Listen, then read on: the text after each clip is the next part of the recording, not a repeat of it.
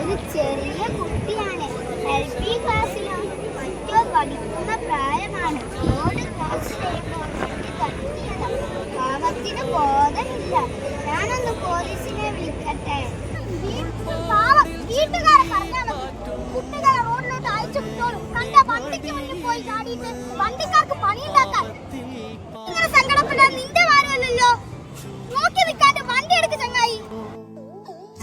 മക്കളുടെ ചങ്കിൽ തറയ്ക്കും വിഷം തൊട്ട കൂരമ്പിൻ കമ്പ് ഊരി മാറ്റി മരുന്ന്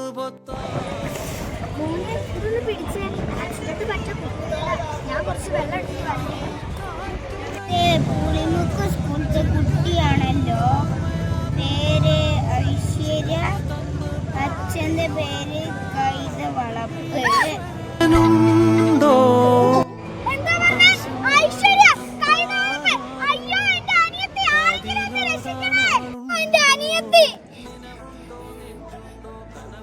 പ്രിയപ്പെട്ട കൂട്ടുകാരെ, നാം എല്ലാം ഉത്തരവാദിത്തമുള്ള പൗരന്മാരായി വേണം വളരേണ്ടത്.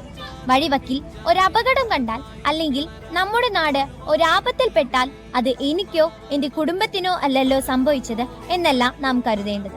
മറിച്ച് മനുഷ്യരുടെ ഒത്തൊരുമിച്ച പ്രയത്നത്താൽ ആ പ്രശ്നങ്ങളെ മറികടക്കുകയാണ് വേണ്ടത്. മുണ്ടക്കൈ, ചൂരൽമല ഉരുൾപൊട്ടൽ, കോവിഡ് കാലം, പ്രളയകാലം, ഈ ദുരന്തങ്ങളെ മറികടന്ന് നാം ഉയർത്തെഴുന്നേറ്റത് നാം ഉൾപ്പെടെയുള്ള സമൂഹത്തിന്റെ പരസ്പര സഹകരണത്തിന്റെയും സ്നേഹത്തിന്റെയും ബലത്തിലാണ്. കരുണയുള്ള മനുഷ്യരായി ഒത്തൊരുമിച്ച് പ്രവർത്തിക്കാൻ നമുക്ക് കഴിയട്ടെ എന്ന് ആഗ്രഹിക്കുന്നു, ആശംസിക്കുന്നു. ജയ് ഹിന്ദ്.